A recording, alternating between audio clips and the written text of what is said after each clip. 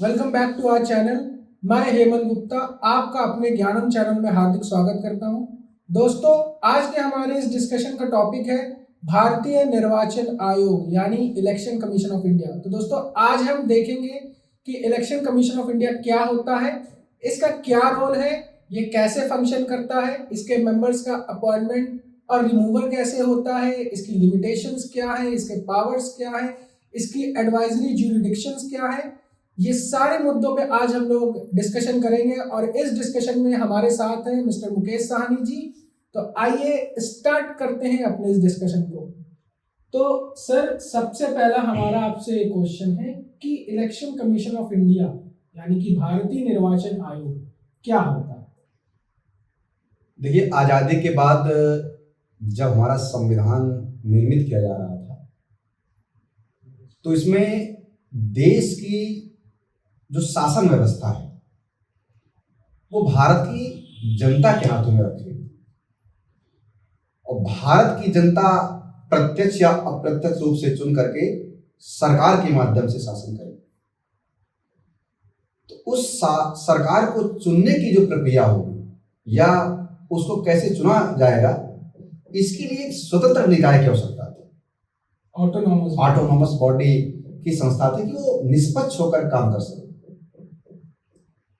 तो इसको ध्यान में रखते हुए संविधान सभा के लोगों ने एक इलेक्शन कमीशन ऑफ इंडिया की व्यवस्था की कि एक ऑटोनॉमस बॉडी होगी और ये आगे चल करके भारत के लोकतंत्र को जिंदा रखने का कार्य करेगी, जिसका नाम दिया इलेक्शन कमीशन ऑफ इंडिया। हाँ, तो इलेक्शन कमीशन ऑफ इंडिया एक निकाय है, एक बॉडी है जो भारत में चुनाव को कराने का कार्य करती है।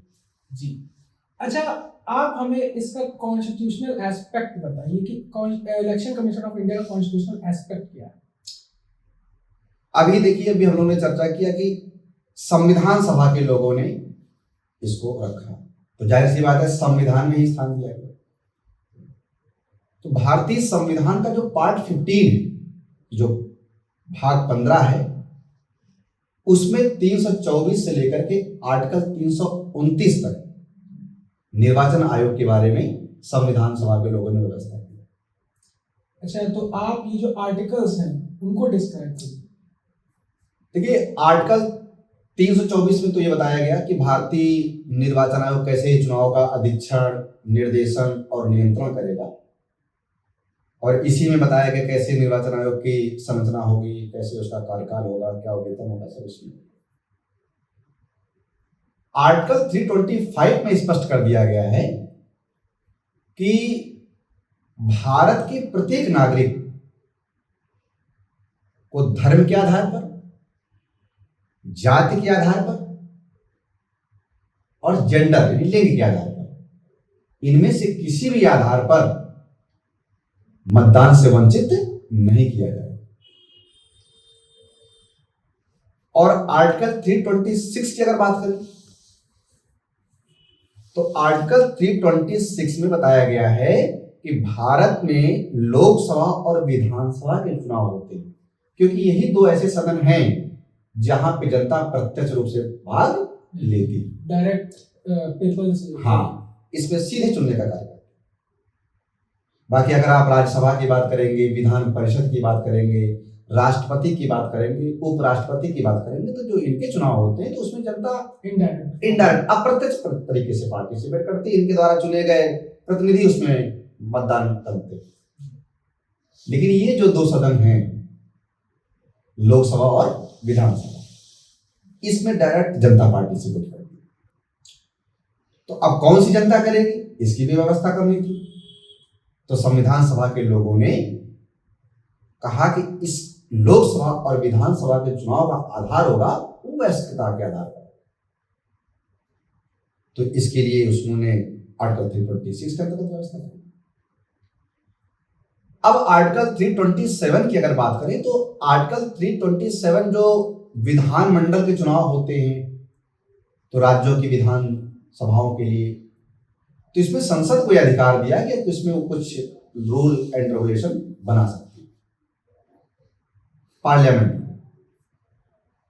और अगर आर्टिकल 328 की बात करेंगे आप, तो 328 में कहा गया कि ऐसे विधानमंडल जहां पे चुनाव होने हैं तो वहां के विधान मंडल भी या वहां की विधानसभा भी कुछ विधि निर्माण कर सकती है।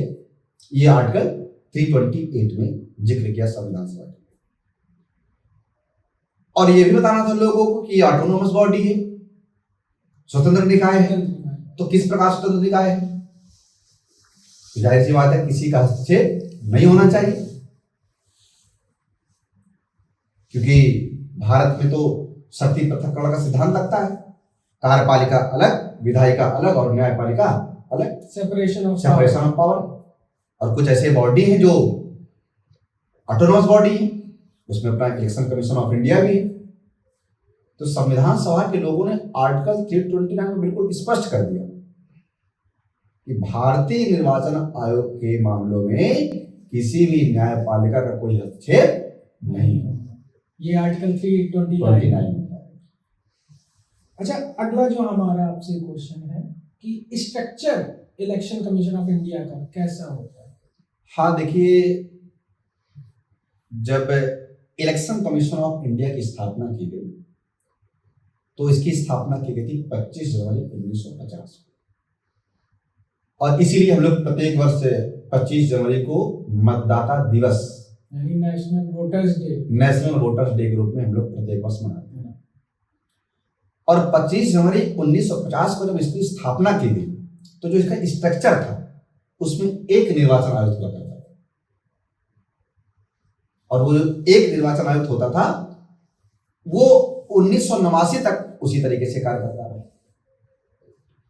1989 में पहली बार इसमें संशोधन किया गया और संशोधन करके ये 3 सदस्यीय कर दिया गया, जिसमें एक मुख्य निर्वाचन आयुक्त और 2 अन्य आयुक्तों का प्रावधान किया गया। और 1993 से ये एक 3 सदस्यीय संस्था के रूप में काम कर रही है, यानी आज भी इसमें 3 सदस्यीय संस्था जिसमें एक मुख्य निर्वाचन आयुक्त और 2 अन्य निर्वाचन आयुक्तों का प्रावधान है। मतलब जो पहले का स्ट्रक्चर था उसके बाद 1989 में सबसे पहले 3 मेंबर्स इसमें शामिल किए गए जी, उसके बाद बीच में फिर एक मेंबर कर दिया। हाँ जी। लेकिन अब का जो स्ट्रक्चर है वो 1993 से स्टार्ट होकर के अभी तक का जो स्ट्रक्चर है वो फॉलो अप हो रहा है जी। अच्छा, तो अब जो इसके मेंबर्स होते हैं, मतलब इलेक्शन कमीशन ऑफ इंडिया के मेंबर्स होते हैं, उनके अपॉइंटमेंट और उनके रिमूवल और उनका टेन्योर के बारे में बताइए। जी देखिए, अगर भारतीय निर्वाचन आयोग के सदस्यों के नियुक्ति की बात करेंगे तो इसकी चूंकि ये एक संवैधानिक संस्था है और संवैधानिक संस्था में नियुक्ति का अधिकार भारत के राष्ट्रपति को, तो इसके मुख्य निर्वाचन आयुक्त और जो अन्य निर्वाचन आयुक्त हैं उनकी नियुक्ति भारत के राष्ट्रपति के द्वारा की जाती है, प्रेसिडेंट ऑफ इंडिया। यस। लेकिन अभी हाल ही में सुप्रीम कोर्ट ने फैसले में बताया है कि मुख्य निर्वाचन आयुक्त की नियुक्ति के लिए कमेटी होगी और उस कमेटी की रिपोर्ट के आधार पर जो है राष्ट्रपति उनकी नियुक्तियां करेगा। अब जो कमेटी होगी उस कमेटी में भारत के प्रधानमंत्री, लोकसभा में विपक्ष के नेता और सुप्रीम कोर्ट के मुख्य न्यायाधीश शामिल होंगे। मतलब 3 लोग शामिल होंगे, जिसमें prime minister of India and opposition leader of Lok Sabha और चीफ जस्टिस ऑफ इंडिया, ये 3 लोग शामिल होंगे। हाँ, इन्हीं की रिपोर्ट के आधार पर राष्ट्रपति उसकी नियुक्ति करेगा और इस समय चर्चा भी चल रही संविधान में इसको लेकर के, तो इस तरीके से इसकी नियुक्ति हुई। अब हम इसके कार्यकाल की अगर बात करें तो कार्यकाल इसका जो होता है वो 6 वर्ष या 65 वर्ष। अगर कोई ऐसा व्यक्ति बन रहा है जो 63 वर्ष का है मान लीजिए, तो उसको 65 ईयर में रिटायर होना ही होना है, तो उसका कार्यकाल मात्र 2 वर्ष का होगा। लेकिन अगर कोई ऐसा व्यक्ति बनता है जो पूरे 6 साल कंप्लीट कर सकता है, मान लीजिए कोई 55 साल का व्यक्ति बना दिया गया, तो उसके पास 65 ईयर होने में पूरे 6 साल हैं, तो 6 साल पूरे अपने कंप्लीट करेगा। हाँ, इसके पहले अगर उसको इस्तीफा देना है या कुछ निजी कारणों से नहीं उसको कार्य करना है, तो ऐसी स्थिति में वो राष्ट्रपति को इस्तीफा देकर के अपने कार्यकाल से पदमुक्त हो सकता है। और अगर कोई असंवैधानिक कार्य कर रहा है तो ऐसी स्थिति में संसद इनको उसी तरीके से पद से हटाती है जिस तरीके से सुप्रीम कोर्ट के न्यायाधीशों को हटाया जाता है। तो हटाने का अधिकार पार्लियामेंट को, जैसे स्वयं इस्तीफा दे दें, मतलब या तो खुद इस्तीफा दे दें या तो पार्लियामेंट उनको हटा दें। महाभियोग जैसा प्रावधान यस, ऐसे हो रहा है। हाँ, लेकिन महाभियोग अब इम्पीचमेंट है राष्ट्रपति के लिए, हाँ। और उसके बाद उसी की प्रक्रिया को सुप्रीम कोर्ट के न्यायाधीशों को, तो ये जो संस्था के सदस्य होते हैं या मुख्य निर्वाचन आयुक्त होते हैं, तो इनको हटाने के लिए सुप्रीम कोर्ट के न्यायाधीशों की प्रक्रिया के द्वारा इनको हटाया जाता है। जैसे वो हटेगी उसी प्रक्रिया का पालन करते हैं। अच्छा, तो अपॉइंटमेंट हो गई, रिमूवल हो गया, टेन्योर हो गया। तो अब हम आपसे ये जानेंगे कि जो इलेक्शन कमीशन ऑफ इंडिया है ये कौन कौन से इलेक्शन कंडक्ट कराती है?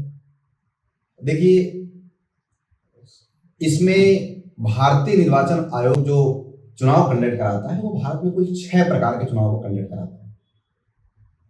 एक तो भारत के प्रथम नागरिक, जिनको हम भारत के राष्ट्रपति के रूप में जानते हैं, महामहिम राष्ट्रपति। एक राज्यसभा के सभापति का कार्य करते हैं, उसको हम उपराष्ट्रपति कहते हैं। तो उपराष्ट्रपति का चुनाव ही इसलिए होता है कि राष्ट्रपति के सभापति के रूप में कार्य करे, और आपातकाल में या किसी कारणवश राष्ट्रपति का पद खाली हो जाता है तो ऐसी स्थिति में वो राष्ट्रपति के दायित्व का निर्वाह करते हैं। तो एक तो उपराष्ट्रपति का चुनाव कराते हैं। दूसरा, विधानमंडल में 2 सदन होते हैं, एक विधानसभा और एक विधान परिषद कुछ राज्यों में। तो ये दोनों सदनों का चुनाव निर्वाचन आयोग कराता है, भारत का निर्वाचन आयोग। इसके अलावा अगर हम संसद की बात करें तो वहां भी 2 सदन हैं, अपर हाउस और लोअर हाउस, जिसको हम लोग राज्यसभा और लोकसभा के रूप में जानते हैं। तो उन चुनावों को भी कंडक्ट कराने का काम इलेक्शन कमीशन ऑफ इंडिया कराता है। टोटल 6 टाइप के election commission of India conduct कराता है, जिसमें सबसे पहले प्रेसिडेंट का हो गया, फिर वाइस प्रेसिडेंट का हो गया, फिर पार्लियामेंट के 2 हाउसेस यानी कि upper house and lower house का हो गया, लोकसभा राज्यसभा का, और स्टेट लेजिस्लेचर के दोनों सदनों का, जैसे लेजिस्लेटिव असेंबली और लेजिस्लेटिव काउंसिल अगर कहीं एग्जिस्ट करती है तो। अच्छा, तो जैसे हम लोग कुछ इलेक्शंस देखते हैं जिसमें मेयर के इलेक्शंस होते हैं और ये नगर निगम पार्षदों के इलेक्शन होते हैं, तो क्या ये भी election commission of India conduct कराता है? नहीं, लेकिन जो आप बोल रहे हैं कि नगर निगम के चुनाव या ग्राम पंचायत के चुनाव, म्युनिसिपैलिटीज, इनको स्थानीय चुनाव होते हैं, और स्थानीय चुनाव से भारतीय निर्वाचन आयोग का कोई संबंध नहीं। स्थानीय चुनाव को कंडक्ट करने का काम हर राज्य का अपना एक निर्वाचन आयोग होता है। जो स्थानीय चुनाव होते हैं वो राज्य निर्वाचन आयोग कराता है, उसका भारतीय निर्वाचन आयोग से कोई मतलब नहीं होता। मतलब कहने का मतलब ये है कि जो लोकल बॉडीज के इलेक्शन होंगे वो कंडक्ट कराने की जिम्मेदारी होती है, वो होती स्टेट इलेक्शन कमीशन की। अच्छा, तो अब हम आपसे जानेंगे कि लिमिटेशंस क्या होती, कुछ लिमिटेशंस होती है इलेक्शन कमीशन ऑफ इंडिया की, वो क्या होती है? अब देखिए, संविधान में जो कार्य सौंपे, संसद जो समय समय पे कार्य सौंपती है, उन कार्यों को अपनी सीमा के दायरे में रह करके ये कार्य करेंगे। ये लिमिटेशन होगी। और आपको भी बताया कि आर्टिकल 329 में स्पष्ट है कि इसके काम में कोई हस्तक्षेप नहीं करेगा, लेकिन काम कॉन्स्टिट्यूशनल दायरे में रह करके ही करेगा। उसके बाहर जाएंगे तो फिर न्यायपालिका है, विधायिका है, उस पर प्रतिबंध करती है। अच्छा, इसकी वर्किंग कैसी होती है? अब वर्किंग देखिए, इसके बाद अब भारत एक बहुत बड़ा देश है, आज जानते हैं दुनिया में सबसे बड़ी जनसंख्या वाले देश हैं, और ऐसे देश में प्रत्येक वयस्क का अपना एक मतदाता पहचान पत्र हो, उसके माध्यम से वो मतदान करता है जाकर के। तो मतदाता सूची तैयार करने का काम इलेक्शन कमीशन ऑफ इंडिया का होता है। ये बड़ा काम है, इतने बड़े देश में, इतनी बड़ी जनसंख्या में प्रत्येक नागरिक का अपना मतदाता पहचान पत्र हो, ये काम इलेक्शन कमीशन ऑफ इंडिया भाई बहुत कर भी रहा है। इसके अलावा परिसीमन आयोग के माध्यम से ये क्षेत्रों को समायोजित करता है कि कौन सा क्षेत्र किस विधानसभा के अंतर्गत, कौन सा क्षेत्र किस लोकसभा के अंतर्गत आ जाए, ये भी कार्य करता है इलेक्शन कमीशन ऑफ इंडिया। इसके अलावा राजनीतिक पार्टियों को सिंबल अलॉट करना, कौन सी पार्टी राष्ट्रीय पार्टी होगी, कौन सी पार्टी क्षेत्रीय पार्टी होगी, कौन सी पार्टी राज्य पार्टी होगी, इसको भी भारतीय निर्वाचन आयोग ही करता है। जो हम लोग आज देखते हैं कि कोई पार्टी नेशनल पार्टी है, किस पार्टी को नेशनल पार्टी का दर्जा दिया जाए, किसको स्टेट पार्टी का दर्जा दिया जाए, किसको रीजनल पार्टी का दर्जा दिया जाए, ये सारे काम जो होते हैं, सिंबल अलॉट करना, ये सब इलेक्शन कमीशन ऑफ इंडिया के होते हैं। और इसके साथ ही जब चुनाव होता है तो आदर्श आचार संहिता के नियमों के तहत चुनाव हो, इसकी भी देखरेख करने का काम भारतीय निर्वाचन आयोग करता है। अच्छा, तो हम इसके पावर्स के बारे में जानना चाहेंगे कि इलेक्शन कमीशन ऑफ इंडिया की पावर्स क्या होती हैं। देखिए, पावर तो सबसे बड़ी यही हो गई कि इसके मामले में न्यायपालिका का हस्तक्षेप नहीं है। आर्टिकल 329 में स्पष्ट है, एक स्वतंत्र निकाय है और इसके पास ये पावर है कि ये अगर विधायक है या सांसद है, उसके निर्वाचन को लेकर के अगर कोई अवैध तरीके से उसका निर्वाचन हो गया है या गलत तरीके से गलत तथ्यों के साथ उसका निर्वाचन हो गया है, तो ऐसी स्थिति में राष्ट्रपति और राज्यपाल को सलाह देकर के उनकी सदस्यता भी रद्द करा सकता है। अच्छा, मतलब जो हम लोग ये देखते हैं कि हाँ आज इस विधायक कैंसिल हो गया, तो ये सब सारा काम इलेक्शन कमीशन ऑफ इंडिया हाँ, ये काम राष्ट्रपति के आदेश पर होता है, लेकिन राष्ट्रपति भारतीय निर्वाचन आयोग से सलाह के बाद कोई निर्णय लेता है। पहले भारतीय निर्वाचन आयोग देखेगा कि अगर ये व्यक्ति का सदस्यता रद्द हो रही है तो उसके क्या कारण है, उन कारणों से अवगत कराना है। ये सारे का ये काम जो हाँ, ये देखिए, दूसरा अर्ध न्यायिक संस्था है। अर्ध न्यायिक संस्था का मतलब आपने देखा होगा, जैसे भारत में कुछ ऐसी पार्टियां हैं जो पारिवारिक पार्टियां हैं, उसमें लेकर के पार्टियों में विवाद हो जाता है, कभी कभी सिंबल को लेकर के विवाद हो जाता है। हाल ही में आपने देखा होगा कई राज्यों में ऐसा सुनने को आया। तो पार्टी को रद्द करना है या पार्टी को सिंबल कैसे प्रदान करना है, या पार्टी में अगर कोई विभेद हो गया तो उसका निपटारा कैसे करना है, ये काम भी इलेक्शन कमीशन ऑफ इंडिया का ही पावर उसके पास। तो इस तरीके से ये शक्ति के रूप में काम करती है इलेक्शन कमीशन ऑफ इंडिया। अच्छा, जो इलेक्शन कमीशन ऑफ इंडिया की ज्यूरिडिक्शंस पावर्स होती हैं, मतलब advisory jurisdiction of election commission of India की क्या होती है?